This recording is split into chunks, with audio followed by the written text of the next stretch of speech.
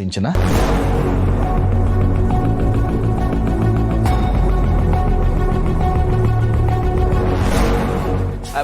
Baby ಇರ್ಲಿ ಬೇಡ. ಅದು ಆಫೀಸಲ್ಲಿ ಏನೋ ಕೆಲಸ ಅಂತಿದ್ಲು. ಬನ್ನಿ ಹೇಳಿ. ಅಪ್ಪ ಏನಮ್ಮ ಇದು? ನೀನೇ ನೋಡು.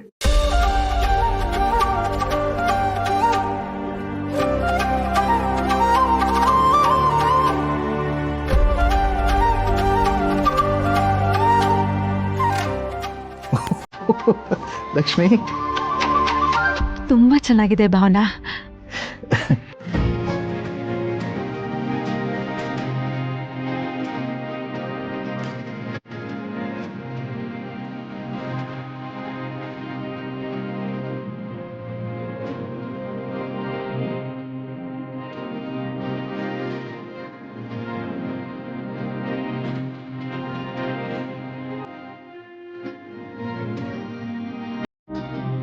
ಮಗಳೇ, ನಮ್ಮ ಮನೇಲಿ ನಡೀತಾ ಇರೋ ಪರಿಸ್ಥಿತಿ ನೆನೆಸ್ಕೊಂಡ್ರೆ ಕಾಲ ಏನಾಗ್ತಿದ್ಯೋ ಹೇಗೆ ಹೋಗ್ತಿದ್ಯೋ ಅಂತಾನೆ ಗೊತ್ತಾಗ್ತಿಲ್ಲ.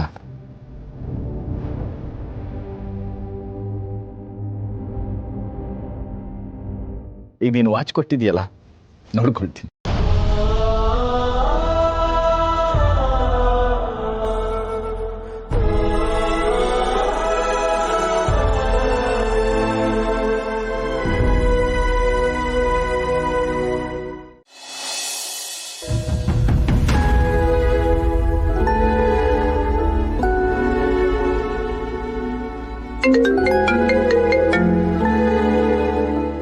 ಹಲೋ ಹಲೋ ಡಾಕ್ಟ್ರೇ, ನನ್ನ ವೈಫ್ಗೆ ಸ್ವಲ್ಪ ವಾಮಿಟಿಂಗ್ ಆಯಿತು.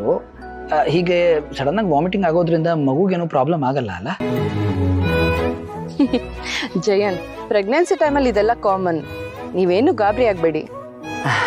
ಏನಿಲ್ಲ ಡಾಕ್ಟ್ರೇ, ಒಂದ್ಸರಿ ನೀವು ಬಂದು ಮನೆಗೆ ಚೆಕ್ ಮಾಡಿಬಿಟ್ರೆ ನನಗೂ ಸಮಾಧಾನ. ನಂಗೊಂದು ಅರ್ಜೆಂಟ್ ಪೇಷಂಟ್ ಅಟೆಂಡ್ ಮಾಡೋದಿದೆ ಜಯಂತ್. ನಾನು ಅದನ್ನು ಮುಗಿಸಿ ನಿಮ್ಮ ಮನೆಗೆ ಬರ್ತೀನಿ.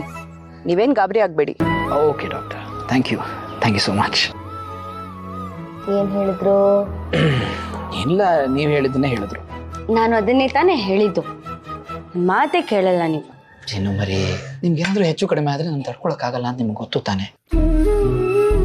ನನ್ನ ದೇವ್ರ ಥರ ನೋಡ್ಕೋತೀರ. ನನ್ಗೇನಾಗುತ್ತೆ, ನಾನು ಆರಾಮಾಗೇ ಇರ್ತೀನಿ. ಸುಮ್ಮನೆ ಏನೇನೋ ಯೋಚನೆ ಮಾಡಿ ನೀವು ಗಾಬರಿ ಆಗೋದಲ್ಲದೆ ನನಗೂ ಗಾಬರಿ ಮಾಡಿದ್ರಿ. I'm sorry, I'm really sorry. ಆಯ್ತಾ ನೋಡಿ, ನಾನು ಇವಾಗ ಗಾಬರಿನೇ ಮಾಡ್ಕೊಂಡಿಲ್ಲ. I am totally relaxed. ಹೌದು ಗೊತ್ತಾಗ್ತಿದೆ. ಸುಮ್ಮನೆ ಬಾಯಿ ಮಾತಲ್ಲಿ ಇದನ್ನ ಹೇಳ್ತಿದ್ದೀರಾ ಅಷ್ಟೇ. ಡಾಕ್ಟ್ರೇ ಮನೆಗೆ ಬಂದು ಅವರೇನೆ ಇವಳಿಗೇನು ಆಗಿಲ್ಲ ಅಂತ ಹೇಳೋ ತನಕ ನೀವು ಹೀಗೆ ಇರ್ತೀರ, ನನಗೆ ಗೊತ್ತು. ಪರವಾಗಿಲ್ವೇ, ನನ್ನ ಚಿನ್ನು ಮರಿ ನನ್ನ ತುಂಬ ಚೆನ್ನಾಗಿ ಅರ್ಥ ಮಾಡ್ಕೊಂಡಿದ್ದಾರೆ. ಅದೇ ಮತ್ತೆ ನನ್ನ ಮುತ್ತು ಮರಿ ಏನು ಅಂತ ನನಗೆ ಗೊತ್ತಿಲ್ವಾ? ನಿಮ್ಮ ಕೈ ಹೀಗೆ ಹಿಡ್ಕೊಂಡು ನಿಮ್ಮ ಹೆಗಲ ಮೇಲೆ ಮಲ್ಕೊಂಡಿದ್ರೆ ನಂಗೇನೂ ಆಗಲ್ಲ ಅನ್ಸುತ್ತೆ. ನಿಮ್ಮ ಹೆಗಲೇ ನನಗೆ ಬಲ. ಚಿನ್ನು ಮರಿ, ನಾನು ಯಾವಾಗೂ ನಿಮ್ಮ ಜೊತೆನೇ ಇರ್ತೀನಿ. ಆದರೆ ಈ ಆರೋಗ್ಯದ ಸಮಸ್ಯೆಗಳು ಯಾವಾಗ ಆಗುತ್ತೆ ಅಂತ ಗೊತ್ತಾಗಲ್ವಲ್ಲ, ಅದಕ್ಕೆ ನಂಗೆ ಸ್ವಲ್ಪ ಯೋಚನೆ ಅಷ್ಟೇ. ಈಗ ನೋಡಿ, ನಾವೆಲ್ಲಿ ಭಗವಂತನ ಮರ್ತು ಬಿಡ್ತೀವೋ ಅಂತ ಅವನು ಅವಾಗ ನಮ್ಗೆ ಹಿಂಗೆಲ್ಲ ಕಷ್ಟ ಕೊಟ್ಟು ನೆನಪಿಸ್ಕೊಳ್ಳೋ ಹಾಗೆ ಮಾಡ್ತಾನೆ ಅನ್ಸುತ್ತೆ. ಇಲ್ಲ ರೀ, ದೇವರು ಒಳ್ಳೆಯವ್ರಿಗೆ ಯಾವತ್ತೂ ಕಷ್ಟ ಕೊಡಲ್ಲ. ಅವನೇನಾದರೂ ಹಾಗೆ ಮಾಡಿದ್ರೆ ಅದು ನಮಗೆ ಪರೀಕ್ಷೆ ಆಗಿರುತ್ತೆ ಅಷ್ಟೆ. ಈಗ ನೋಡಿ, ಹೊಳೆಯೋ ಚಿನ್ನಕ್ಕೇನೆ ಪರೀಕ್ಷೆ ಜಾಸ್ತಿ ಅಲ್ವಾ? ನೋಡಿ, ಎಷ್ಟು ಚೆನ್ನಾಗಿ ಮಾತಾಡೋದು ಕಲ್ತ್ಬಿಟ್ಟಿದ್ದೀರಿ ನೀವು. ನಮ್ಮ ಮಗುನೂ ಹೀಗೆ ಚೆನ್ನಾಗಿ ಮಾತಾಡುತ್ತೆ ಅನ್ಸುತ್ತಲ್ವಾ? ಅಂದ್ರೆ ನೀವು ಹೇಳ್ತಿರೋದು ಏನೀಗ, ನನ್ನ ಮಾತಿನ ಮಲ್ಲಿ ಅಂತನಾ? ನೀವು ಬರೀ ಮಾತಿನ ಮಲ್ಲಿ ಅಲ್ಲ, ನನ್ನ ಸೌಂದರ್ಯದ ಗಣಿನೂ ಕೊಡಿ. ಸರಿ ಒಂದು ನಿಮಿಷ ಬಂದೆ. ಎಲ್ಲಿ ಹೋಗ್ತಾ ಇದ್ದೀರಿ? ಏನಾದ್ರು ತಂದ್ಕೊಡ್ಬೇಕಿತ್ತಾ? ಏನು ಬೇಡ ರೀ, ವಾಶ್ರೂಮ್ಗೆ ಹೋಗ್ಬರ್ತೀನಿ.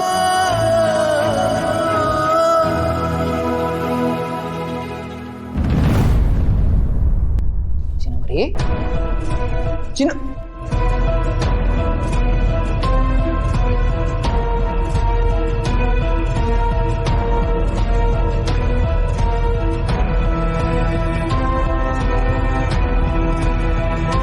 ಚಿಮ್ಮರಿ,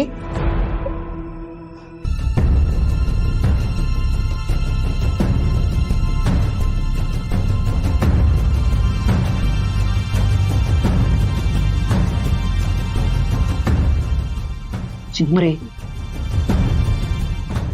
ಒಂದು ನಿಮಿಷ ಬಂದೆ.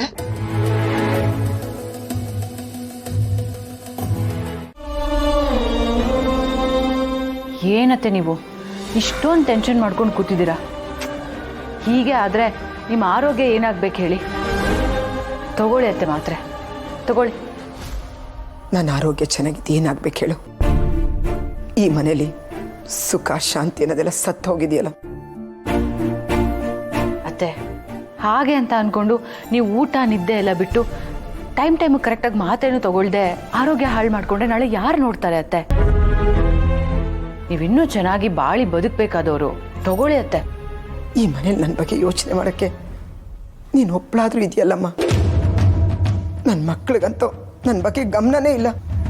ಅತ್ತೆ, ನಿಮ್ಮ ಮಕ್ಕಳಿಗೆಲ್ಲ ಮದುವೆ ಆಗಿದೆ, ಇನ್ನೂ ಈ ಮನೆಗೆ ಮೊಮ್ಮಕ್ಕಳು ಬರಬೇಕು. ಆ ಮೊಮ್ಮಕ್ಕಳನ್ನ ನೀವು ಆಡಿಸಿ ಆ ಮಕ್ಕಳ ಜೊತೆ ಆಟ ಆಡ್ತಾ ಆ ಮಕ್ಕಳನ್ನೆಲ್ಲ ಚೆನ್ನಾಗಿ ನೋಡಿಕೊಂಡು ಬೆಳೆಸಬೇಕು. ಜೀವನ ಇನ್ನೂ ತುಂಬ ಇದೆ ಅತ್ತೆ. ಜೀವನದಲ್ಲಿ ನೀವು ನೋಡೋದು ತುಂಬಾ ಇದೆ. ಈಗಲೇ ಇಷ್ಟಕ್ಕೆ ತಲೆ ಕಟ್ಸ್ಕೊಂಡ್ಬಿಟ್ರೆ ಹೇಗೆ? ತಗೊಳ್ಳಿ ಮಾತ್ರ. ನಿಜವಾಗ್ಲೂ ಆ ಭಾಗ್ಯ ನನಗಿದ್ಯಾ? ಸಿದ್ದುಯಿಂದ ಅಂತೂ ನನ್ನ ಕನಸೆಲ್ಲ ಸತ್ತೋಗಿದೆ. ನೀನು ಉಳಿದಿರೋದು ನೀನೊಬ್ಬಳೆ. ನಿನ್ನಿಂದನಾದರೂ ನೆರವೇರುತ್ತೋ ಇಲ್ಲ ನನ್ನ ಕನಸಾಗಿ ಉಳಿದ್ಬಿಡುತ್ತೋ ಗೊತ್ತಿಲ್ಲ. ಯಾಕೋ ನನ್ನ ಹಣೆ ಬರನೇ ಸರಿ ಇಲ್ಲ.